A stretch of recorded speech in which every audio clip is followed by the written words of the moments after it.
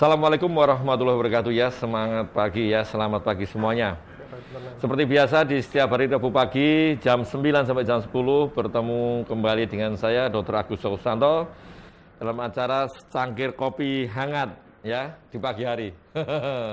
Ini memang cangkir kopi hangat, tapi memang ini agak lain dari biasanya ya, karena semenjak pandemi COVID-19 ini kita sudah tidak ada kopi, nggak ada, ya ada sih cangkirnya ada, tapi untuk minumnya susah. Minumnya susah karena memang kita harus pakai masker ya. Kopi kita kayaknya sudah setahun yang lalu ini. Iya betul. Jadi dan jangan lupa untuk yang sobat muadi dan penyintas autoimun sekalian ya.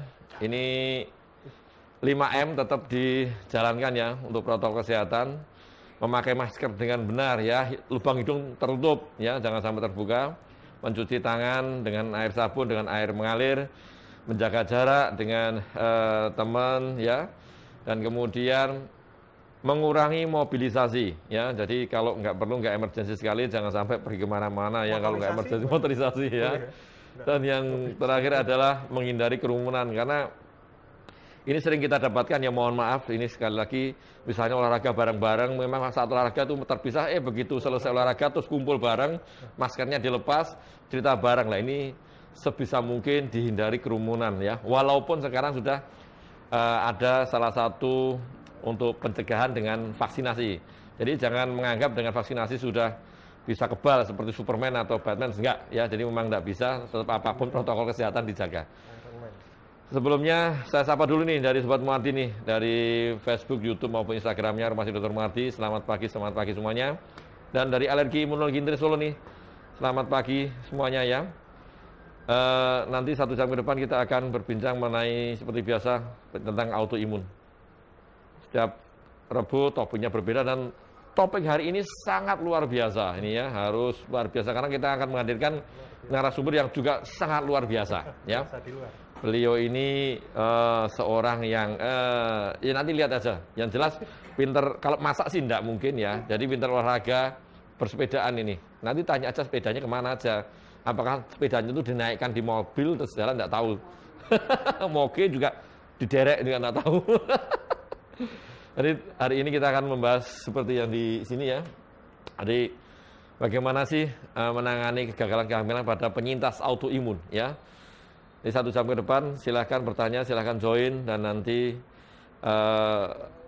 silahkan diajak gabung semuanya. Tapi jangan kecewa nanti kalau yang belum bisa gabung secara live pada pagi hari ini, nanti bisa dilihat kembali di YouTube maupun Facebooknya Rumah Sakit Dr. Muardi nanti malam ataupun besok, terserah. Yang penting waktunya yang longgar karena ini jam kerja ya. Untuk menyingkat waktu, kita hadirkan narasumber kita pada pagi hari ini. Siapa gerangan nih? Mungkin beliaunya sudah pernah ada di sini sebelumnya ya. Dr. Adrianes Bagnas ya. Beliau ada seorang dokter kandungan ya, tapi punya kekhususan nanti tanyakan beliaunya sendiri. Ini dokter, gimana dokter? Ini dokter Adri nih ya. Dokter Adri ini beliaunya memang sangat fenomenal. Gimana dok, dokter Adri? Sehat ya? Alhamdulillah sehat ya. Udara secara di luar agak mendung-mendung tipis nih kalau di luar ya. Mendung-mendung tipis, tapi di sini masih tetap hangat dengan kopinya. Meskipun kopi sudah 1 tahun yang lalu tetap hangat. Cangkir kopi hangat ya. Jadi dokter Adri ini kan pada pagi hari ini mungkin kenalan dulu nih dokter Adri ini, soalnya mungkin Sobat Muardi udah banyak kenal, tapi untuk yang lain mesti aja belum kenal. Kita sapa dulu. Iya dong. Kita sapa dulu para pemirsa di seluruh seantero jagat raya, penjuru tanah air, di Sabang sampai Merauke. Assalamualaikum warahmatullahi wabarakatuh. Selamat pagi, salam sejahtera, salam sehat untuk kita semua. Mungkin saya memperkenalkan diri terlebih dahulu. Saya Dr. Adrianes Bagnas. Di Rumah Sakit Muardi ini bekerja pada bidang fetomaternal, pada spesialisasi obstetri dan ginekologi. Jadi bidang fetomaternal pada spesialisasi obstetri dan ginekologi itu adalah mengkhususkan untuk menangani ibu-ibu hamil atau calon ibu hamil yang memang memiliki problem baik medis ya, obstetrik maupun medis yang non obstetrik. Dan kita juga berkolaborasi dengan banyak bidang, ya khususnya alergi imunologi juga dalam penanganan kasus-kasusnya, misalnya ibu hamil dengan lupus ibu hamil dengan Sjogren, atau ibu hamil yang kegagalan kehamilan, tidak berhasil memperoleh keturunan dalam proses kehamilan sebelumnya, terus ingin bagaimana caranya supaya hamil berikutnya itu bisa berhasil gitu, sampai hamilnya sehat, selamat bayinya. Nah, itu perlu penanganan memang, bahkan tidak sekedar saat hamilnya, tetapi merancang sebelum kehamilan itu sangat penting. Mungkin hari ini itu yang mau justru saya tekankan, karena sudah beberapa kali sebenarnya saya bersama Dr. Agus Joko di sini mungkin memberikan informasi, sharing informasi mengenai pentingnya memang pengelolaan kehamilan dengan penyakit-penyakit autoimun supaya luaran kehamilannya optimal, supaya hasil akhirnya ibu dan bayi selamat, kan itu tujuannya. Selamat sekali. Nah, mungkin di masa-masa yang lalu, beberapa episode yang lalu kita banyak membahas saat kondisi hamilnya. Nah, sekarang kita bahas prakonsepsinya. Prakonsepsi. Jadi konsepsi itu mungkin bahasanya sederhana adalah ketika terjadi pembuahan. Jadi sperma membuahi telur, ya, itu mulai terjadi proses kehamilan, itu disebut dengan konsepsi kalau di bahasa medisnya. Nah, setelah konsepsi tersebut, produk kehamilan itu akan masuk ke dalam rahim, kemudian nidasi atau implantasi. Jadi tertanam di dalam rahim, di dinding dalamnya, kemudian tumbuh. Sebagian menjadi plasenta, sebagian menjadi selaput ketuban, sebagian menjadi janin.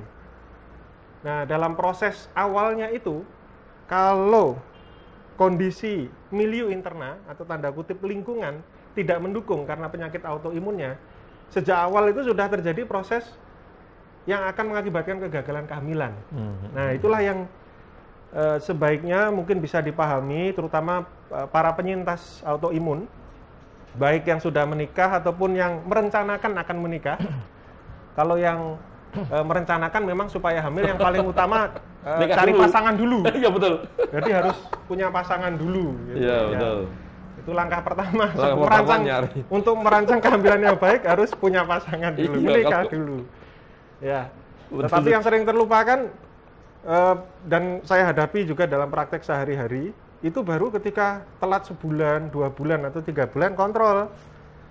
Sementara proses destruksi atau tanda kutip pengerusakan dari agen-agen autoimunnya terhadap produk kehamilan itu sudah berlangsung sebelum kontrolnya. Itu mengakibatkan ketika kita mau menangani itu sudah agak terlambat.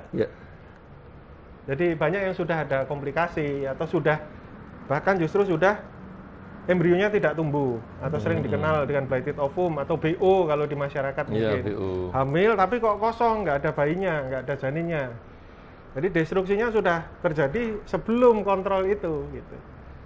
Jadi supaya nanti bisa ikut tercerahkan masyarakat, khususnya penyintas autoimun, atau mungkin ada yang mendengarkan bukan penyintas autoimun tapi keluarganya ada yang autoimun, jadi bisa ikut memberikan informasi bahwa pengkondisian prakonsepsi, jadi mengkondisikan optimal kondisi tubuhnya sebelum konsepsi minimal 6 bulan, itu sangat krusial dalam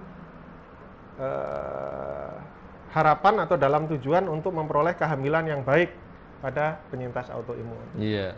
Jadi baik. Sementara itu dulu mungkin. Betul. Jadi terima kasih Dokter Adri ini. Jadi untuk Sobat Muardian penyintas autoimun, kalau yang penyintas ini udah pada kenal sekali ya. Jadi ini sudah disampaikan Dokter Adri bahwasanya menyiapkan kehamilan yang baik itu jauh ya, sangat-sangat penting ya Dokter Adri ya. Karena apalagi untuk penyintas autoimun, kita udah berapa kali ya Dokter Adri kan untuk menyiapkan dulu yang penyintas autoimun, dan alhamdulillah bisa berhasil ya. Jadi untuk yang penyintas autoimun terutama enggak usah patah semangat, enggak usah maksudnya nanti wah ini satu punya autoimun bisakah hamil kan gitu dokter ya. Dan nanti mesti divonis, oh kalau yang sudah hamil, yang sudah penyintas autoimun sulit hamil, sulit punya anak kan seperti itu.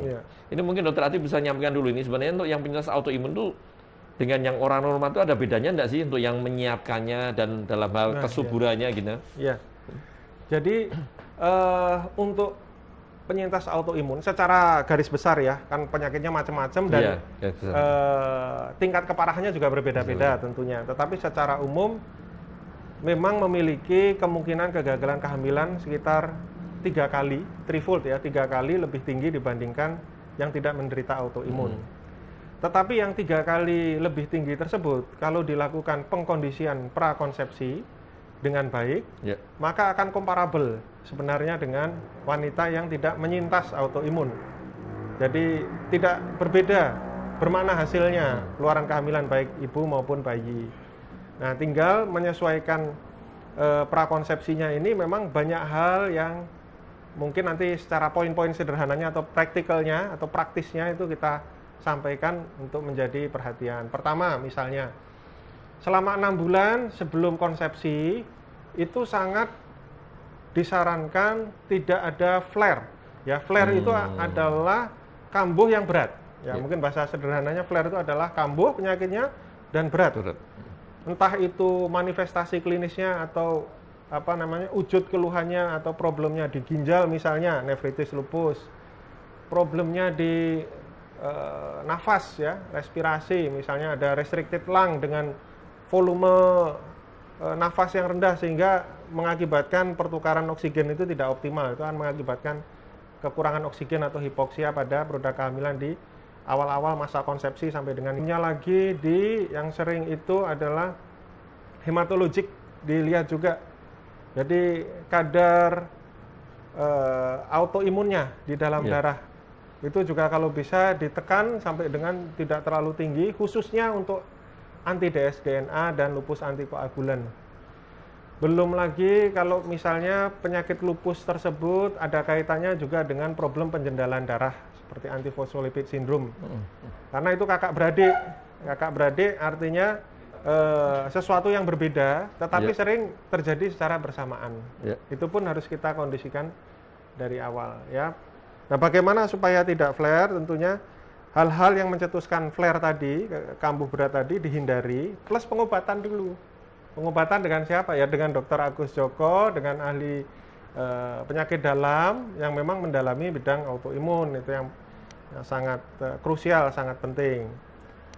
Setelah mengkondisikan dengan minum obat, lalu bagaimana dengan obat-obatan terkait autoimunnya? Itu pun kalau mau merancang hamil, ada obat autoimun yang memang sebaiknya di wash out dulu, artinya diganti dengan obat yang aman untuk kondisi hamil awal selama beberapa saat. Misalnya ini ada obat leflunomid. Leflunomid itu kalau bisa wash out-nya 2 tahun malah. Jadi ditunda 2 tahun. Methotrexat, kemudian siklofosfamid itu 6 bulan wash out-nya. Atau ada obat-obat yang lain seperti mycophenolate mofetil itu 3 bulan. Jadi itu harus dikonsultasikan, memang nggak bisa anu-anu sendiri apa namanya, langsung ambil jajal sendiri gitu ya, itu bisa dikonsultasikan. Sementara ada obat yang justru jangan sampai putus gitu, misalnya sudah mendapatkan hidroksikloroquine misalnya, kalau hidroksikloroquine itu di withdrawal, dilepas karena mau hamil, itu justru potensi kegagalan kehamilannya lebih besar dibanding yang diteruskan. Obat-obat seperti imunosupresan ya, metilprednisolon atau prednison yang dosis rendah, jangan terus karena hamil takut nanti yang menyebabkan bayinya cacat kemudian dilepas, itu malah terjadi flare dan malah fatal. Memang ya tidak bisa dipungkiri obat-obat imunosupresan itu masuk kategori C yang punya potensi untuk menimbulkan problem kelainan pada janin, tapi sangat rendah angkanya. Sementara kalau itu dilepas, kegagalan kehamilan karena autoimunnya jauh lebih tinggi. Jadi bisa dibayangkan mungkin secara matematis sederhana, hanya 1 di antara 500 itu yang mengalami kelainan yang ringan. Ya, misalnya labioskisis, palatoskisis. Sementara kalau obat itu dihentikan, maka yang menjadi masalah 12%. Lebih tinggi lagi ya. 1 di antara atau 2 di antara 10. Gitu. Jadi mau menghindari ibaratnya mau menghindari yang agak ditakutkan itu apa ya? Menghindari macan dapat buaya. Macan sama ngerinya ini harus yang lebih nggak ngeri gitu. Kucing kena macan. Nah, mau menghindari kucing malah ketemu macan. Seperti itu. Jadi benar, itu soalnya perlu dipahami karena mayoritas yang saya dapatkan pengalaman saya di praktek pemahamannya meleset seperti itu gitu. Karena takut obatnya autoimun, takut kemudian nggak ngasih tahu dokternya, nggak diminum sendiri gitu, karena mau hamil. Padahal itu yang akan mengakibatkan justru akan flare, autoimunnya akan menyerang produk konsepsinya, malah jadi gagalan kehamilan. Iya. Dan itu kayaknya ini dokter Ade itu biasanya sering dapat juga, mohon maaf ya, itu kan sering dapat dari cacatan WA atau dari mana itu loh. Dari orang kan katanya gini, oh katanya nggak boleh, ada yang katanya kan. Iya. Jadi kan nggak boleh, jangan minum gini-gini. Akhirnya kan terus jadi dokter sendiri akhirnya, Iya. iya kan? Atau yang jadi dokter malah saudaranya, oh nggak usah, obatnya diminum, stop semuanya. Maksudnya sih baik, maksudnya baik, Iya. tetapi tidak pas ya. Sesuatu yang baik belum tentu pas ya. Betul sekali. Tadi sudah disampaikan dokter Adi. Jadi jangan di stop ya untuk penyintas autoimun, untuk yang obat yang sudah rutin, kecuali nanti akan dipersiapkan oleh dokternya ya dokter Adi. Iya. Dipersiapkan oleh dokternya, nanti Jadi, dipilihkan betul. obat yang mana Betul. yang cocok. Jadi ya. pergantian regimen atau jenis obat, Iya. pengaturan dosisnya itu memang perhitungannya sangat jelimet. Iya, Jadi betul sekali. Tidak tidak asal. sesederhana apa namanya boleh dan tidak dan bagaimana. Iya, Jadi betul lebih baik sekali. ke ahlinya. Jadi jangan diobati sendiri. Diobati sendiri. Nah, kadang itu tadi katanya gini gitu ya. Ini mau ada yang tanya nih dari Ardian Bayu ini untuk dokter Adri ya. Dok, apakah nutrisi berpengaruh terhadap masa persiapan kehamilan nih? Makanan apa yang dianjurkan untuk penyintas dan apa pantangannya supaya bisa hamil dengan lancar? Wah ini. Ini pertanyaannya bagus dan aplikatif ya. Iya, Masalah nutrisi. Nutrisi itu garis besarnya ada makronutrien dan mikronutrien. Nutrisi makro dan mikro. Nah, yang makro ini garis besarnya terdiri dari protein. Ya. Komponen bahan makanan yang banyak mengandung protein tinggi itu adalah terutama yang hewani, telur, daging, dan ikan. Ya. Ikan bisa ikan tawar, ikan air laut. Ya, garis besarnya seperti itu. Kemudian lemak. Banyak orang mau menghindari lemak, padahal lemak itu sebenarnya juga penting. Tidak bisa tanpa lemak sama sekali. Iya. Kemudian karbohidrat atau kalori. Nah, secara umum yang banyak dianjurkan untuk para penyintas autoimun itu adalah yang dalam kondisi sedikit di bawah normoglikemia dan sedikit lebih tinggi untuk proteinnya. Jadi diperbanyak itu adalah fiber dan protein, sementara untuk karbohidrat agak sedikit dikurangi.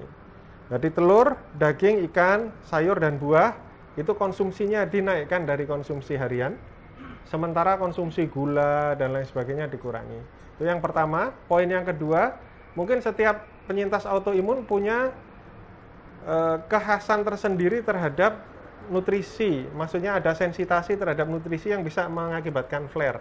Tidak semua orang sama. Ada yang sensitasinya karena coklat misalnya. Ada yang sensitasinya karena kacang-kacang misalnya dan lain sebagainya. Itu harus mengerti sendiri karena itu sangat terindividualisasi. Jadi itu dihindari. Kemudian kaitannya juga dengan nutrisi, mikronutrien. Banyak sekali komponen mikronutrisi yang memang agak sulit kita pastikan cukup jumlahnya dalam konsumsi harian.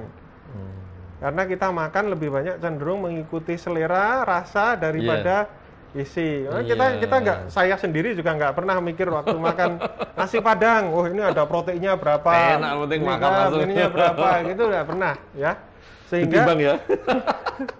Sehingga banyak ahli yang menganjurkan bahwa mikronutrisi ini perlu di backup dalam bentuk suplemen atau tambahan. Tetap makronutrisi ini yang utama, tetapi ada backupnya.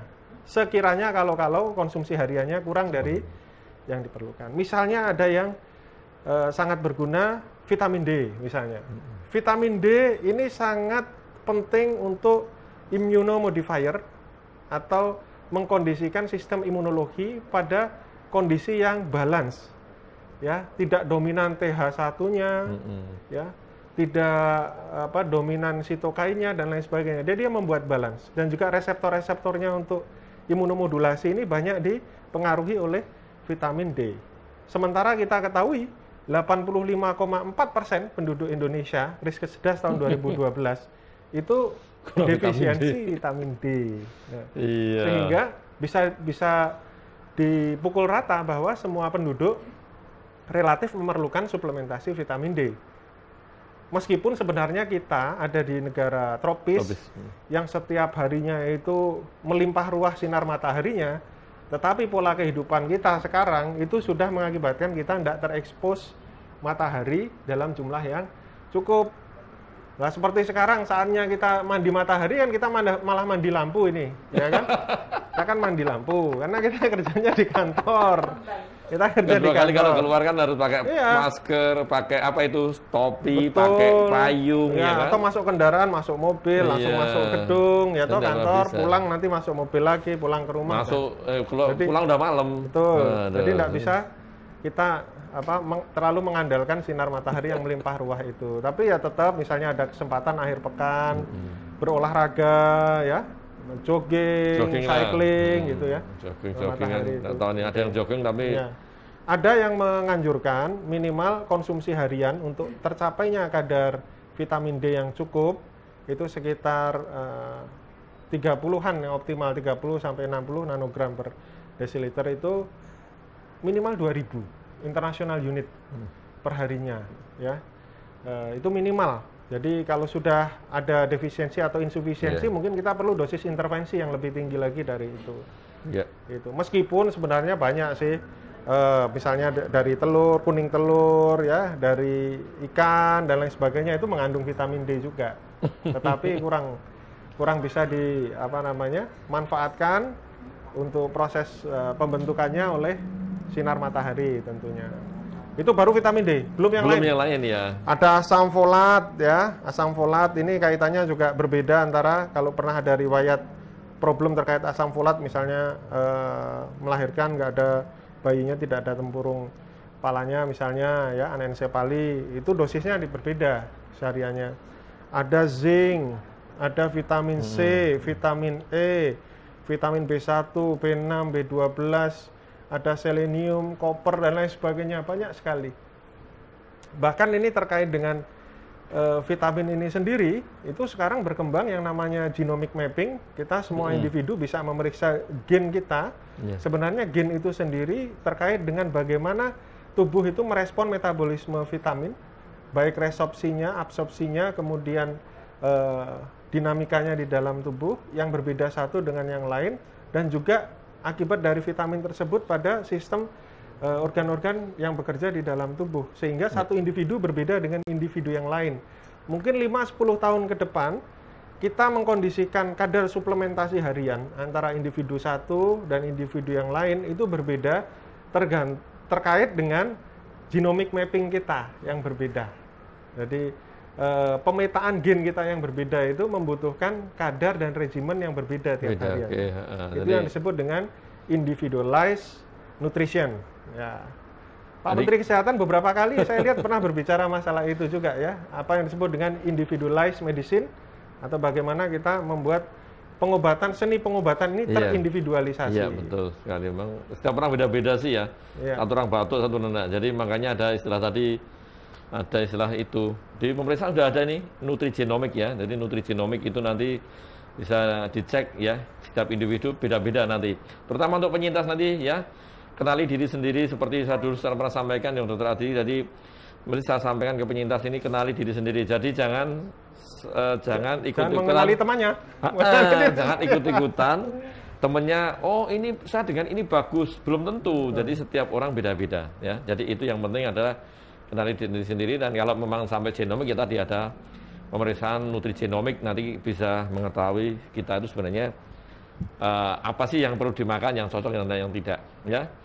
Terus ini ada yang bertanya nih dokter, ini mana dulu nih, dari Facebooknya dulu apa ya nih, Wida Gedut dulu nih. Pagi dokter, ini menyimpang dari tema autoimun, bagaimana dengan fotonya langsing tapi ya. Iya, foto siapa ini?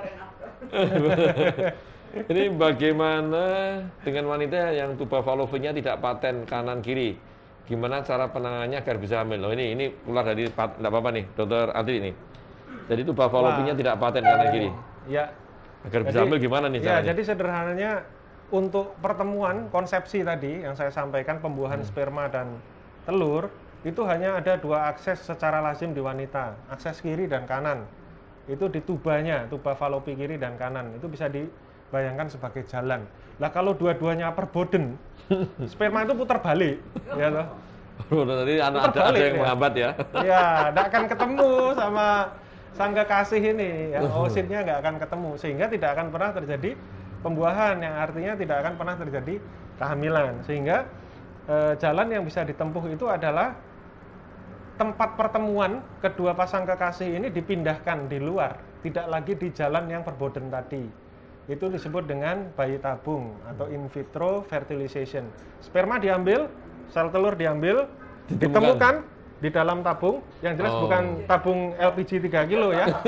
Temukan di sana, dibiarkan dulu sampai dengan nanti sudah masa tertentu, kemudian ditanam lagi, namanya transfer embrio. Perkawinannya di luar ya? Di luar. Dalam? Yeah. Di luar? Di luar tapi sah loh ini. Oh iya, sah. Jadi nggak sah. Sah.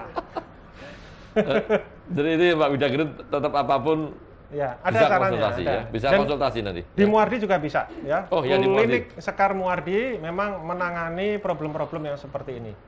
Gitu. Dan tidak perlu galau, karena problem ini bukan problem yang jarang. Banyak. Jadi banyak diderita oleh wanita juga, sehingga jangan berkecil hati, dan banyak juga yang berhasil hamil setelahnya. Iya. Ditangani di Sekar. Jadi tidak usah berkecil hati, silakan datang ke Rumah Sakit Dr. Muardi ya, Dok. Sekar, Rumah Sakit Dr. Muardi. Klinik Sekar di Rumah Sakit Dr. Muardi. Silakan nanti konsultasi lebih jauh ya. Jadi bagaimana harus penanganannya, bagaimana ya, kita kan berusaha ya, walaupun nanti Allah yang menentukan, tapi tetap apapun secara ilmu kita harus berusaha ya. Ikhtiar. Ya, kalau tidak ikhtiar nggak boleh. Cuma berdoa saja kan nggak bisa. Berdoa ketemu kekasih nggak bisa, harus di luar ya, nggak apa-apa. Itu malaikatnya yang mau mengasihi juga bingung ini. Kok orang bergerak, orang ubah-ubah ya gitu. Ngotok ya. Udah ngotok orang ubah-ubah piye. Ini dari Jovanka JJ ini. Bagi dokter, saya 4 kali IUFD, 2 kali BO, di kehamilan ke-7. Udah 7 kali ya. Saya ketemu dokter Adri. Sebentar, ini dokter Adri mana? Dokter Adri, seingat saya selama 6 bulan pertama diresepin Lovenox 0,6 mili 1 kali ya per 24 jam, kemudian 2 hari sekali dan 1 minggu sekali menjelang persalinan. Alhamdulillah bayi saya lahir selamat. Dokter, yang saya ingin tanyakan, apakah kehamilan berikutnya harus pakai Lovenox lagi, Dok? Nah ini hamil ke-7 ternyata ya. 4 kali IUFD, 2 kali BO, ini hamil 7, terus kemudian bisa alhamdulillah ini bisa lahir nih ya. Iya. Nah ini yang untuk yang kehamilan ke-8 berarti hitungannya. Iya. Pertama-tama kami mengucapkan selamat pada Ibu ya. Alhamdulillah sudah bisa mendapatkan buah hati, keturunan, mudah-mudahan tumbuh sehat, berbakti untuk orang tua, bermanfaat untuk masyarakat insya Allah. Amin. Jadi memang tugas kami, saya, Dr. Agus Joko ini adalah untuk membantu, memfasilitasi ya ibu-ibu ya, para wanita yang ingin hamil dengan kondisi yang berbeda dengan wanita yang normal, tetapi tetap harapannya bisa ya untuk bisa hamil, sehat, selamat bayinya sampai dengan akhir. Nah, terkait dengan pemberian low molecular weight heparin ya dalam bentuk enoxaparin ya LMWH, itu memang kaitannya seperti yang saya sampaikan tadi, ada penyakit autoimun lupus yang bersamaan dengan problem penjendalan darah. Jadi dari second hit teori yang sampai saat ini masih paling kita pegang ya, mengenai penjendalan darah ini, ketika ada problem autoimun ditambah dengan kehamilan, maka akan terjadi 2 hantaman second hit yang mengakibatkan jejas pada endotel vaskuler, dinding dalam pembuluh darah, yang mengakibatkan rantai beta 2 glikoprotein 1 itu terbuka. Nah, ketika terbuka itulah maka akan mengikat zat awal yang akan memulai proses kaskade rantai penjendalan darah, yaitu antikardiolipin antibody. Ya, jadi perlu memang ada 2. Ketika ibu tidak hamil tidak akan diberikan obat ini, tapi ketika hamil ada 2 kondisi yang akan mengakibatkan itu terjadi, ya, sehingga problem ini memang kurang lebihnya membutuhkan penanganan yang serupa. Meskipun pengalaman saya juga tidak selalu manifestasi klinis maupun laboratoris. Jadi bentuk dari klinis maupun laboratoris itu serupa antara kehamilan saat ini dengan kehamilan sebelumnya. Sehingga ada kemungkinan regimen terapi seperti LMWH ini, Lovenox yang Ibu sampaikan itu tidak diberikan. Tetapi kemungkinan juga diberikan. Nah, bagaimana kita akan memberikan atau tidak memberikannya, ada banyak variabel yang kita nilai. pertama dari keluhan ibunya sendiri, klinis ya. Tetap itu. Yang kedua nanti dari faktor laboratoriumnya juga kita periksa ulang agen-agennya bagaimana untuk sistem kekebalannya. Kemudian yang ketiga, ketika proses pemantauan kehamilan, karena problemnya itu adalah problem penjendalan darah, maka yang kita akan amati adalah vaskularisasi atau aliran darah dari ibu ke janinnya, tentunya lewat plasenta. Kita akan bisa menilai aliran darah pada arteri uterina, kita bisa menilai aliran darah pada arteria spiralis decidua, kemudian kita mengkondisikan pilihan dari regimen terapi sekaligus dosisnya serta durasi dan interval pemberian. Karena kalau kita menggunakan strategi yang full blown atau yang terapi yang penuh, itu ibu suntiknya bisa setiap hari suntikannya, ya suntikannya setiap hari. Tetapi suntikan setiap hari itu pun pertama dari segi biaya, biayanya wow ya. Ini setiap hari selama sebulan itu ada berapa ya, ini? Yang kedua dari segi kenyamanan juga kan, suntik setiap hari, waduh wow juga rasanya. Sehingga pasti antara cost and benefit, antara dampak yang kurang menyenangkan dengan dampak yang positif ini kita harus ulur tarik pasnya dapatnya di mana. Mungkin kita berikan suntikan bisa seminggu 2 kali, mungkin kita berikan seminggu 1 kali atau 2 minggu sekali, atau pada masa tertentu kita yakin plasentasi sangat bagus. Setelah 16-20 minggu kita bisa lihat ekostruktur dari plasenta, gambaran tampilan plasenta bagus, vaskularisasi nggak masalah. Kita lepas low molecular weight heparinnya, hanya memberikan tablet aspirin dosis rendahnya atau low dose aspirin, apapun bentuknya, karena mereknya banyak sekali, merek dagangnya. Nah, dengan pemantauan yang baik, dengan konsultasi yang rutin, yang rajin, tentunya harapannya kehamilan berikutnya Mbak Jovanka JJ ini bisa mendapatkan kehamilan yang baik lagi hingga lahir sehat selamat bayinya. Iya, semoga seperti itu ya Mbak Jovanka ya. Jadi tadi betul ya, jadi belum tentu nanti yang kehamilan berikutnya butuh yang Lovenox ya, panjang. Nanti akan dievaluasi. Yang jelas adalah kontrol rutin dulu ya untuk mengontrol autoimunnya. Karena kalau autoimun bisa dikontrol dengan baik, insya Allah komplikasi yang ditimbulkan itu minimal ya. Makanya tetap kontrol, terus kemudian konsultasi ke dokter ya yang merawat. Ini kan berarti di Solo nih kan? Iya. Kalau belum tentu juga nih sekitar mana. Ya, Solo Raya. Jadi Raya lah ya. Jadi seperti itu ya Pak Jovanka. Nanti konsultasi lagi. Nah, apa? Ini juga hubungannya dengan keguguran nih dari Mbak Dewi Tania Dewi nih. Dok, apakah ada batasan maksimal keguguran pada penyintas autoimun? Apakah risiko dari proses kuret yang terlalu sering ini? Gimana dok? Iya. Ini. Iya, ini sering menjadi pertanyaan juga dari banyak ibu-ibu yang sudah punya riwayat yang tidak menyenangkan ya, kegagalan kehamilan, keguguran, kiret, itu menjadi pertanyaan kalau dibersihkan itu apa tidak mengakibatkan kerusakan dari rahim yang justru akan mengakibatkan masalah. Jadi teknik dari kuretase itu sedemikian rupa sehingga yang dibersihkan itu hanya sampai dengan daerah basal saja.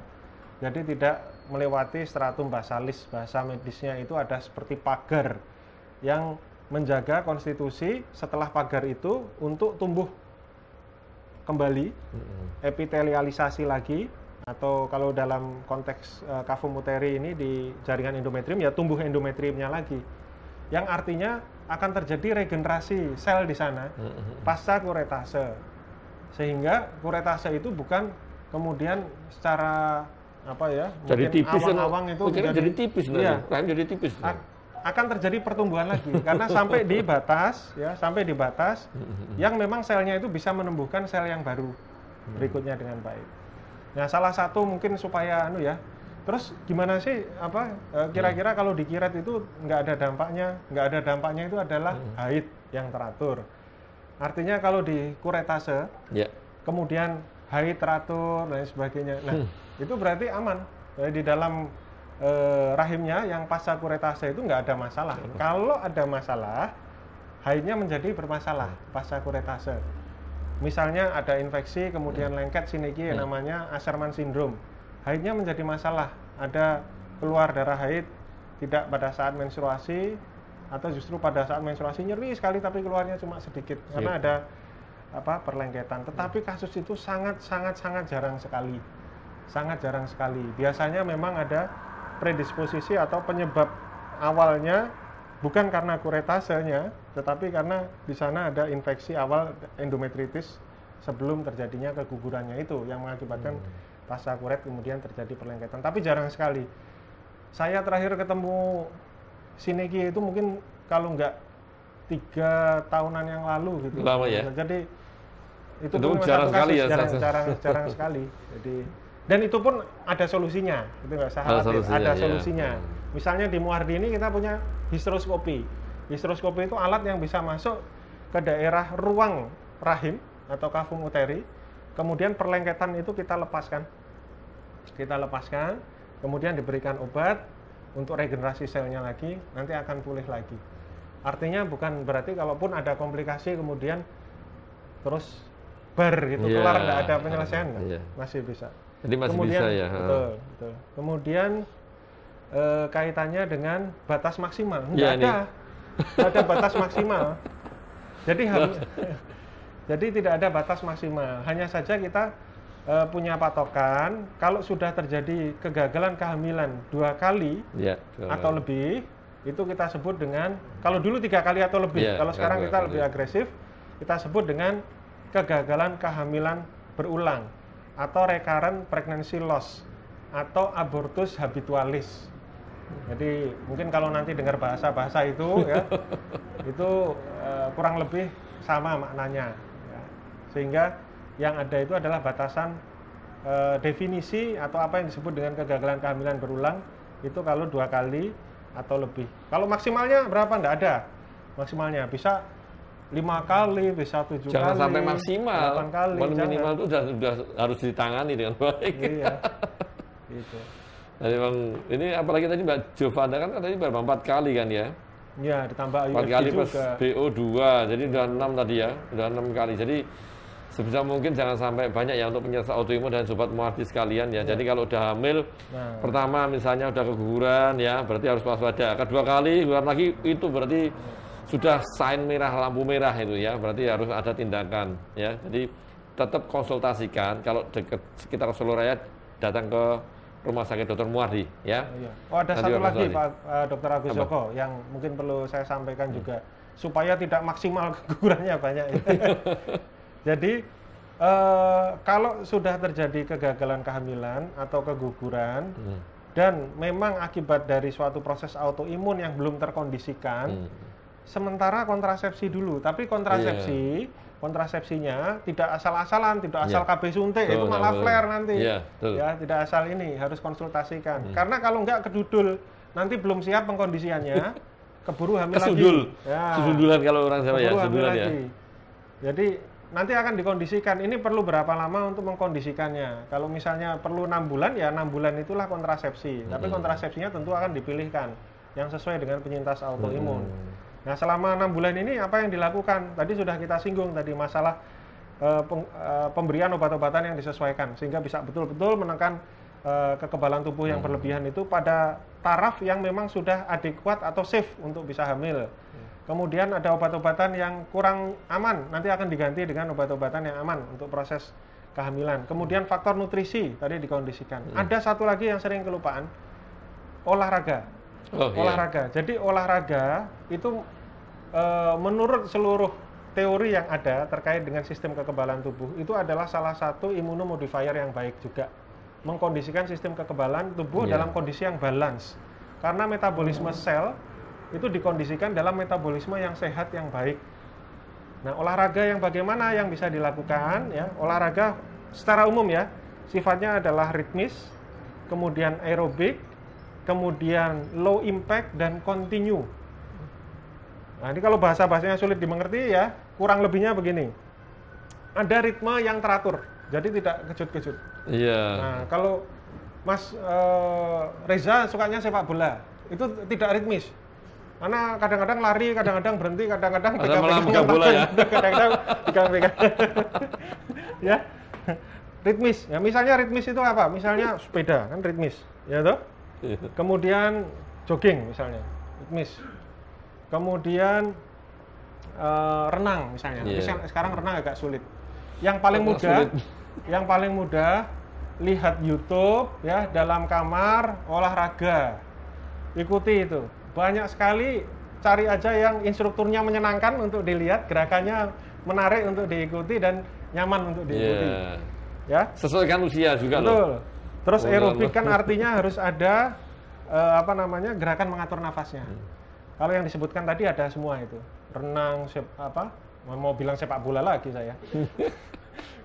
Renang, sepedaan, jogging ya, kemudian senam itu ada semua. Kemudian low impact itu artinya tidak angkat beban-beban yang berat.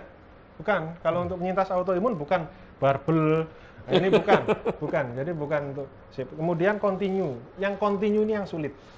Ini paling sulit nih. Sulit sekali. Banyak yang olahraga 2 minggu kemudian off. 1 bulan kemudian off. Dampak dari olahraga ini baru bisa dirasakan banyak teori, penelitian dan lain sebagainya setelah 6 bulan. Itu pun harus continue. Minimal dalam 1 minggu 150 menit 3 dosis terbagi. Jadi minimal 2 hari sekali 50 menit. Kalau lebih gimana? Boleh. Setiap hari 1 jam boleh. Itu minimalnya selama 6 bulan. Wah, itu misalnya ada problem ya metabolik. Yang sering di ginekologi itu adalah polycystic ovarian syndrome. Itu kadang-kadang terkait juga dengan autoimun, PCOS.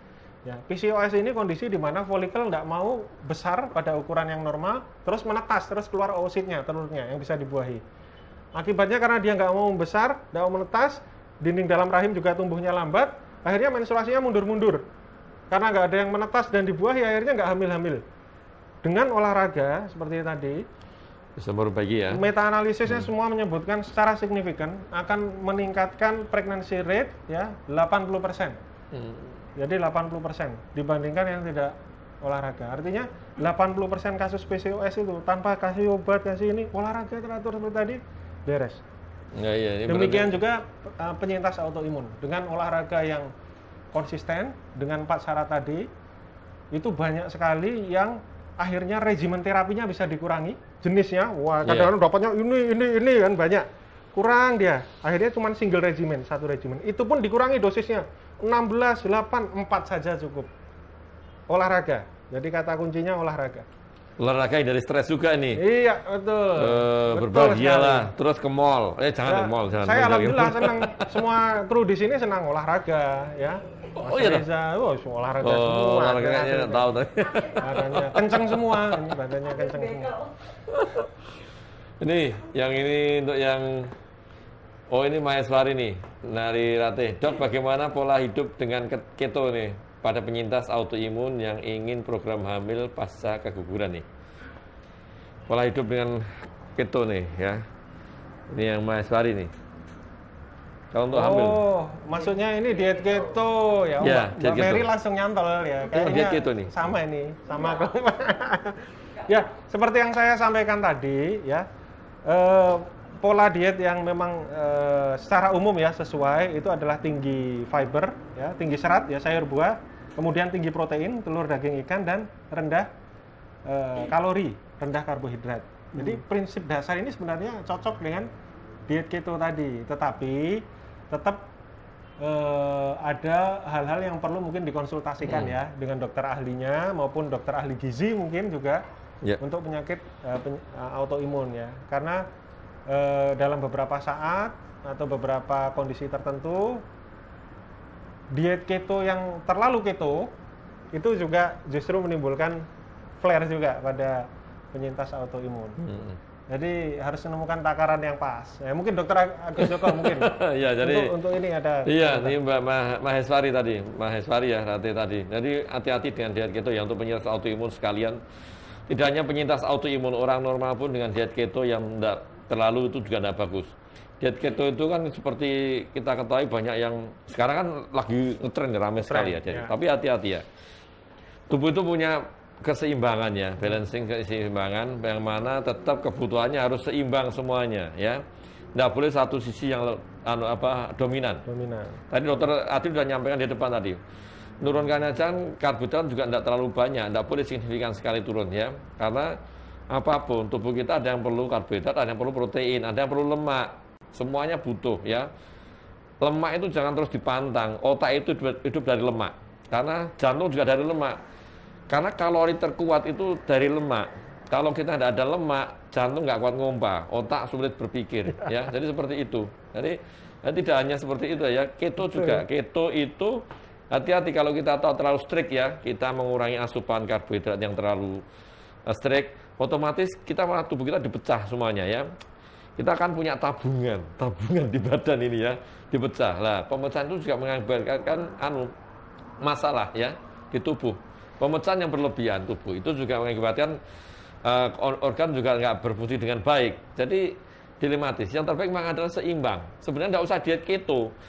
Kita itu makan yang sehat, ya hidup yang sehat juga dengan olahraga teratur itu udah bagus. Nggak usah pakai diet keto ya. Jadi hati-hati. Jangan terus serta-merta si A bagus dengan diet keto, Anda diet keto bagus enggak. Kenali diri Anda sendiri. Itu tadi sudah saya sampaikan. Jadi setiap orang punya sendiri-sendiri ya. Jadi beda. Saya dengan dokter Adil itu beda. Beda ya. Tapi beda, kebutuhan tetap beda. Jadi seperti itu ya. Hati-hati dengan diet keto ya. Apalagi untuk penyintas. Penyintas itu sangat sensitif ya.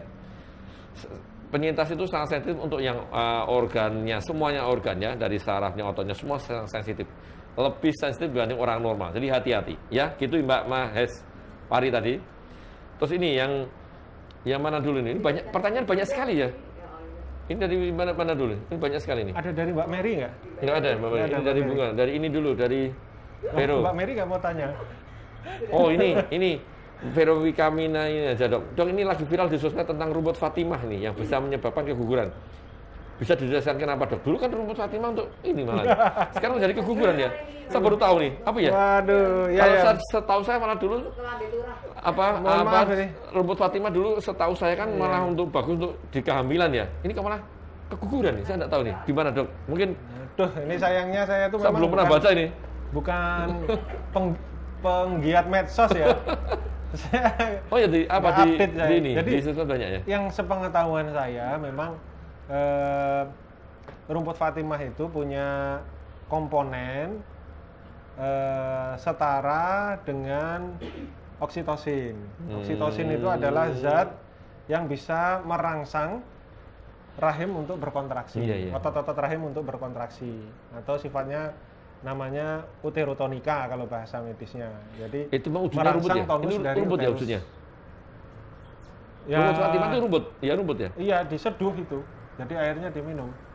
Setahu saya. Nah, kalau dulu sih yang kita ngerikan sebagai seorang SPOG itu kalau ada pasien dalam kondisi persalinan kemudian minum rumput Fatimah, padahal kalau kita pun memberikan seperti pacuan atau oksitosin itu kan takarannya itu sangat rigid ya. Takarannya itu kita tentukan sehingga didapatkan tonus yang sesuai. Tidak berlebih, tidak kurang. Ya. Jadi sesuai untuk proses persalinan itu berlanjut sampai dengan bayi lahir. Itu diatur, dikontrol tetesannya. Nah kalau langsung seanu belas bluk gitu ya, itu bisa bayangkan itu. Saya itu sama aja seperti nyontekkan, maksudnya bus-bus gitu ya. Betul. Itu akibatnya rahim berkontraksi berlebihan sehingga nggak kuat rahimnya, sobek. Itu terjadi ruptur uteri. Kalau sudah sobek, pendarahan, mungkin bayinya nggak tertolong, ibunya juga mungkin nggak tertolong.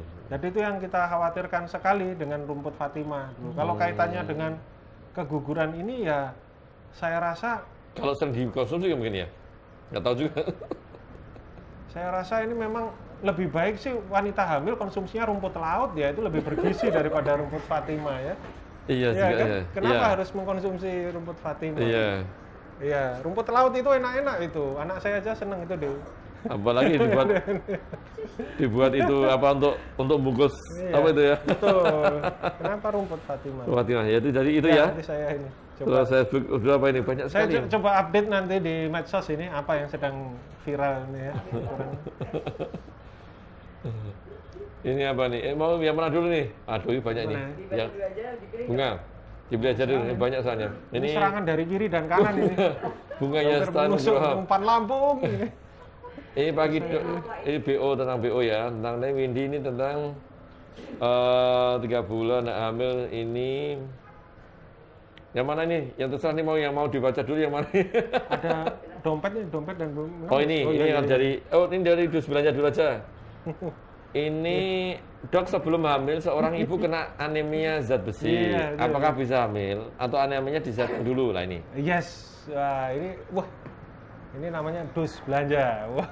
Iya, dus belanja nih. Ya mudah-mudahan belanja suplemen besi juga ini berarti ya ini.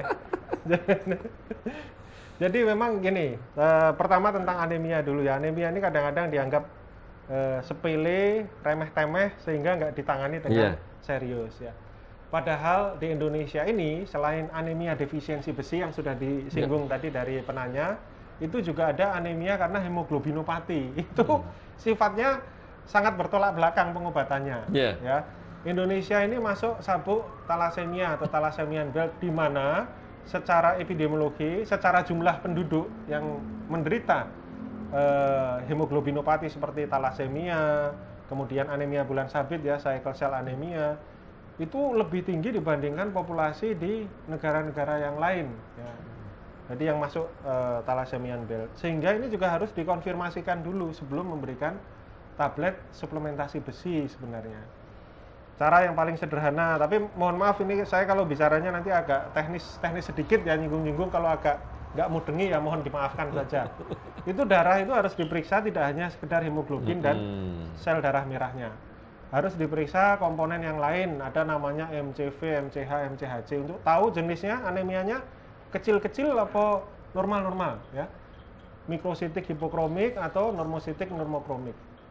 Nah, kalau dia tidak mikrositik hipokromik, misalnya normositik normokromik, ataupun dia mikrositik hipokromik, diperiksa jumlah sel darah merah yang mudanya itu banyak, retikulositnya tinggi, kemungkinan bukan anemia defisiensi besi, berpikiran thalassemia. Itu pemeriksaannya ada lagi namanya HB elektroforesis kalau yang paling umum dipakai untuk menentukan. Nah, kalau memang kedapatan di sana ternyata thalassemia, obatnya jelas bukan tambah darah. Yang ada itu malah biasanya besinya itu sudah tinggi, ditambah suplementasi jadi kebanyakan keracunan besi, jadinya hemosiderosis.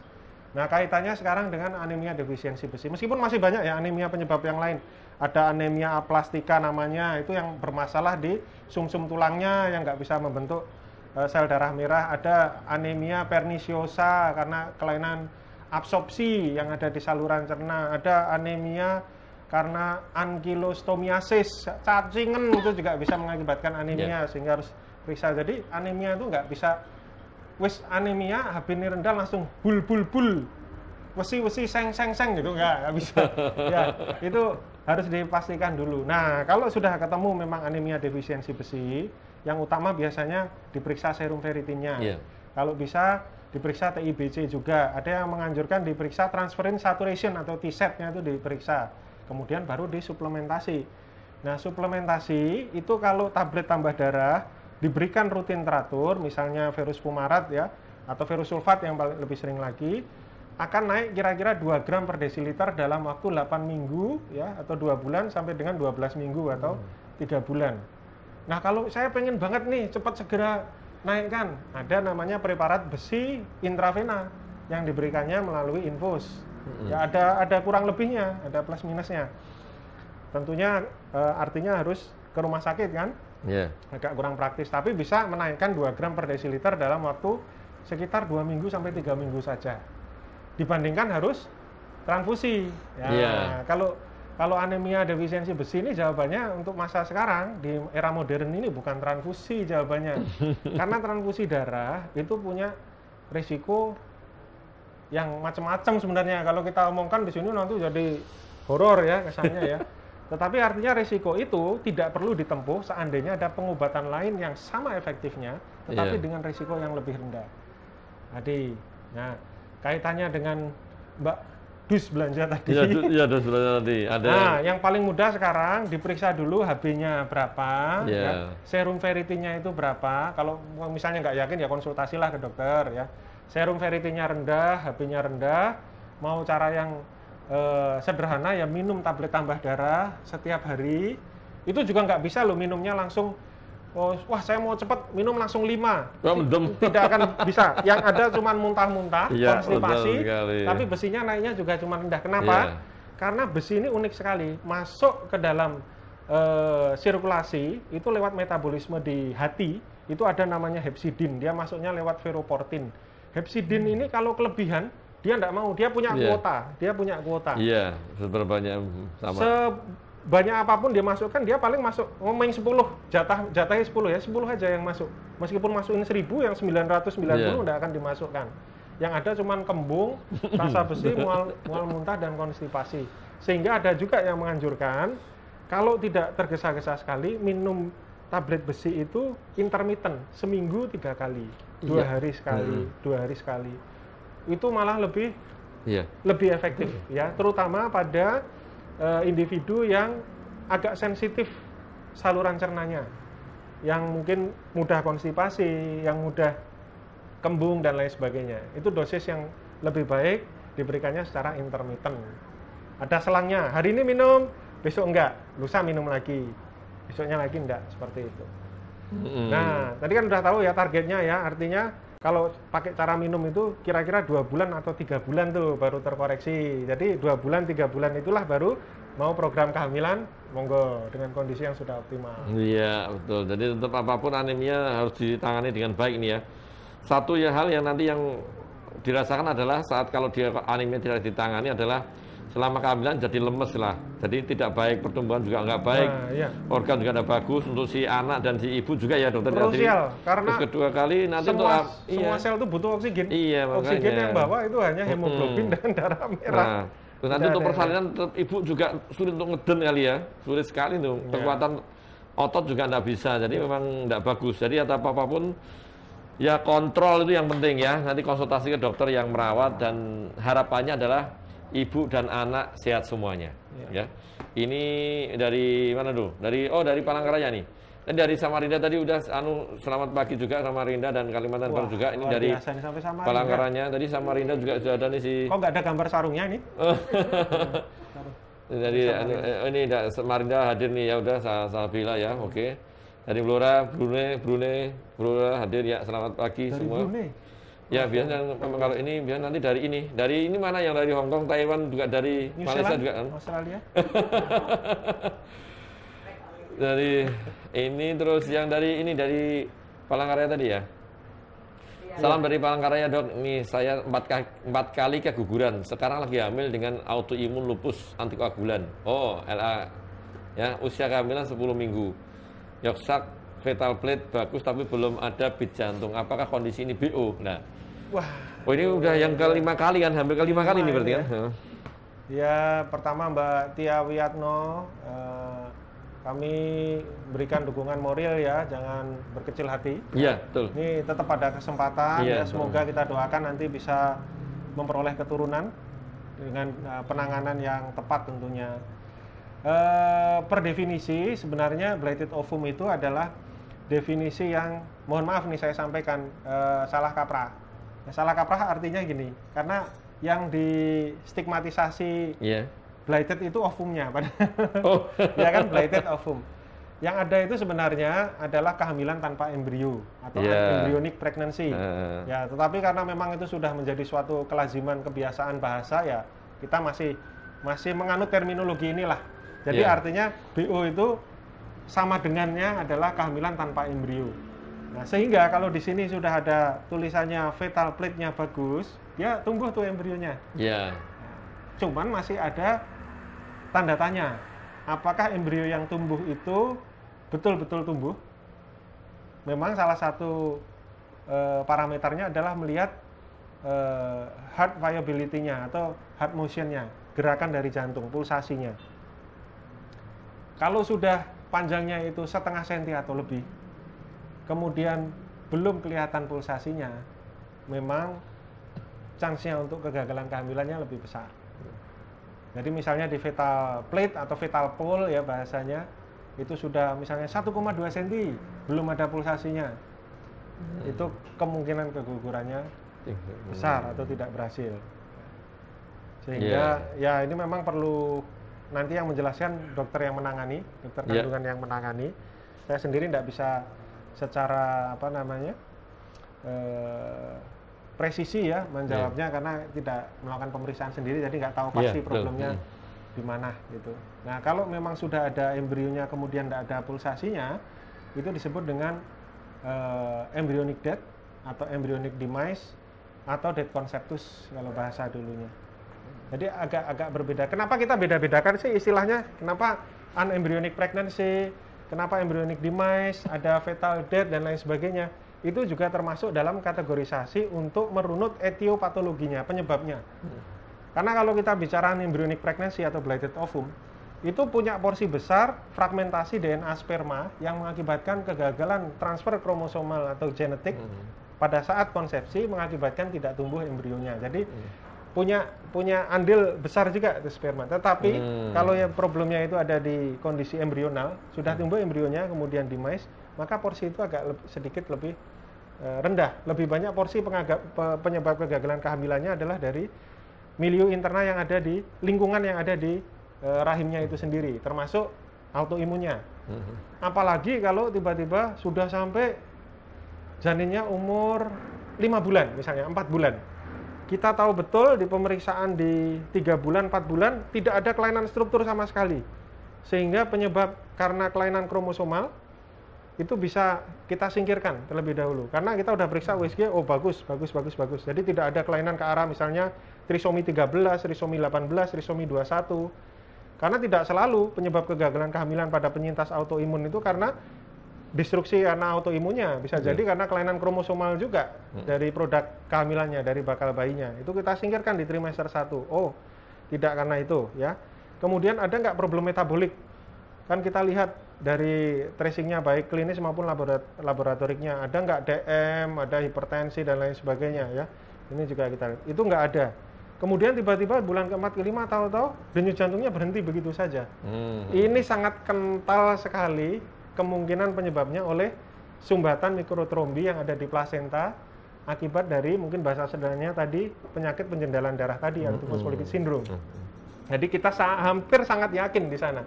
Apalagi kalau meninggalnya itu di bulan ke-8, bulan ke-9 tanpa ada sebab lain yang jelas. Kita malah justru semakin yakin tuh itu. Jadi itulah kenapa dibeda-bedakan namanya, ada PU, ada embryonic death, ada fetal death dan lain sebagainya untuk supaya kita lebih fokus. Ini penyebabnya kira-kira apa? Untuk penanganan kehamilan berikutnya kira-kira bagaimana? Jadi itu ya. Apapun penting sekali nih untuk sobat modern penyintas autoimun sekalian ini. Banyak sekali pertanyaan ya, nanti memang waktunya karena ya 1 jam aja ya. Jadi kalau kita teruskan mungkin sampai nanti siang ya, capek nih.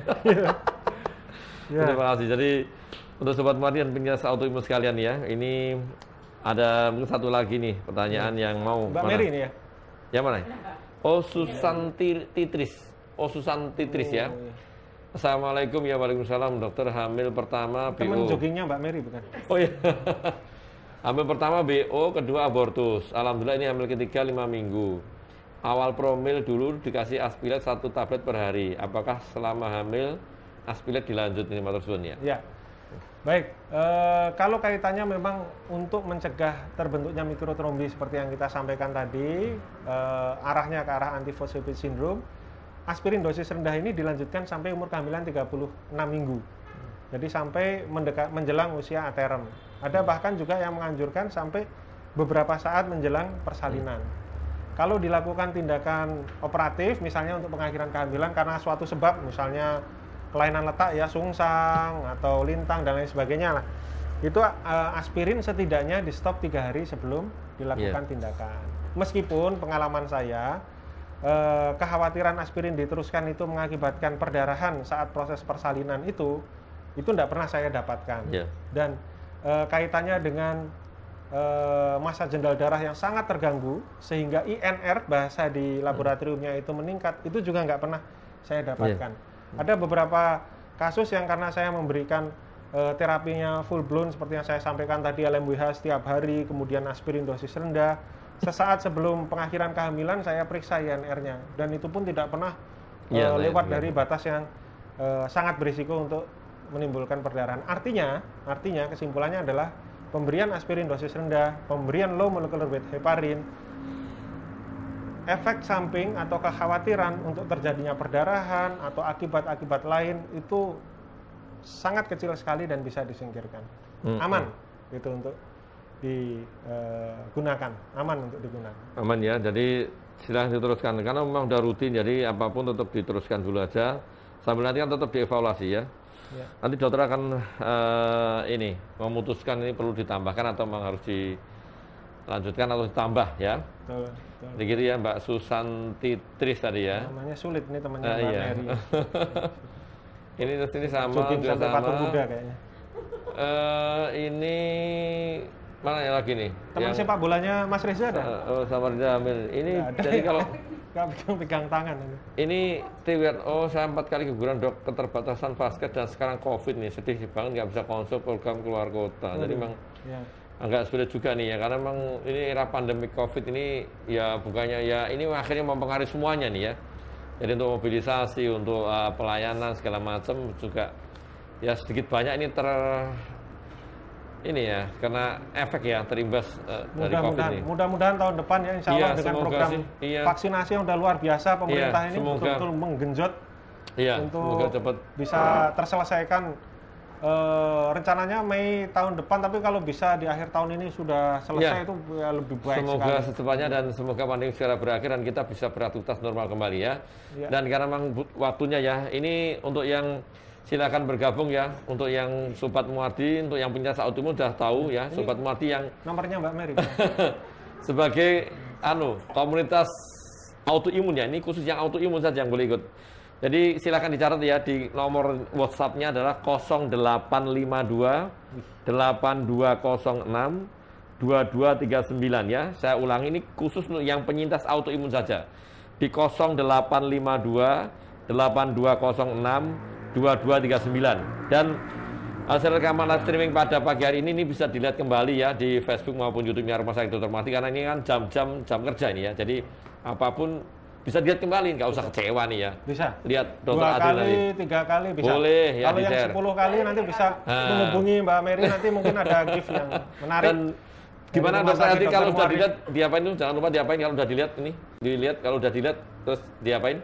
Di like, follow, and subscribe. Dan juga share. Karena di acara Sayang Robi Hangat ini kita menghadirkan narasumber yang kompeten di bidangnya sehingga tidak ada tag Dokter Cahyono. Iya, hoax. Dan mungkin terakhir ini Dokter Adri nih, karena terbatasan waktu ya. Ini mohon maaf sekali ya yang belum bisa terjawab, karena ini banyak sekali pertanyaan di sini juga di alergimologi juga belum bisa dijawab ya. Tadi karena keterbatasan waktu, dan untuk yang terakhir nih pesan dari Dokter Adri nih untuk yang Sobat Muardi maupun penyintas autoimun terkait masalah bagaimana sih untuk mengelola kehamilan ya. Iya. Untuk seluruh pemirsa pada pagi hari ini, pertama saya ucapkan terima kasih atas atensinya, atas responnya yang luar biasa. Mudah-mudahan hal yang kita sampaikan pada pagi hari ini punya manfaat yang besar. Amin. Untuk Sobat Muardi, untuk para penyintas autoimun di seluruh penjuru tanah air, bahkan di luar negeri, nanti ada dari luar negeri juga. Mudah-mudahan kami harapkan ya, tidak perlu berkecil hati bahwa penyintas autoimun itu memiliki hak untuk hamil dan melahirkan yang sama dengan yang tidak menyintas autoimun. Dan itu adalah suatu keniscayaan, bukan suatu yang mustahil untuk bisa terrealisasi. Tapi tentunya membutuhkan usaha yang berbeda ya, usaha yang penuh dengan ikhtiar, mulai dari prakonsepsi tadi, sebelum merencanakan untuk hamil, kemudian saat konsepsi dan pasca konsepsi setelah kehamilan, kemudian saat proses persalinan dan pasca salin. Tentunya Rumah Sakit Dr. Muardi, Divisi Alergi Imunologi dari penyakit dalam, kemudian Divisi Feto-maternal dari obstetri dan ginekologi, kami semua akan dengan senang hati memfasilitasi dan membantu para ibu-ibu, para mbak-mbak, penyintas autoimun ataupun keluarganya ada yang penyintas autoimun untuk mengawal kehamilan, menghasilkan harapan anak yang lahir sehat selamat yang dapat menjadi generasi penerus bangsa yang berbakti pada orang tua dan bermanfaat bagi masyarakat tentunya. Amin, insya Allah. Ya. Terima kasih sekali Dr. Adri ya, dan untuk Sobat Muardi dan penyintas autoimun sekalian juga terima kasih ya atas atensi dan peran sertanya nih. Dan sekali lagi kita mohon maaf, masih banyak pertanyaan yang belum kita jawab. Nanti kita akan hadirkan lagi Dr. Adrianus ya di kesempatan mendatang dengan mungkin ya lanjutan dari ini Dr. Adri ya, lanjutan acara inilah yang terkait masalah bagaimana sih mengelola kehamilan ya, biar nantinya si ibu dan anak yang dilahirkan, bayi ya, bukan anak ya, bayi yang dilahirkan itu sehat semuanya ya. Dan sekali lagi terima kasih Dr. Adri atas kehadirannya dan juga semuanya dalam acara Sangkir Kopi Hangat ya bersama saya Dr. Agus Joko Susanto. Kita akan bertemu kembali insya Allah di Rabu minggu depan dengan topik yang berbeda di jam yang sama, jam 9 sampai jam 10. Akhirul kalam, wassalamualaikum warahmatullahi wabarakatuh ya. Selamat pagi. Waalaikumsalam warahmatullahi wabarakatuh. Sangkir Kopi Hangat. Sangkir Kopi Hangat. Sampai jumpa.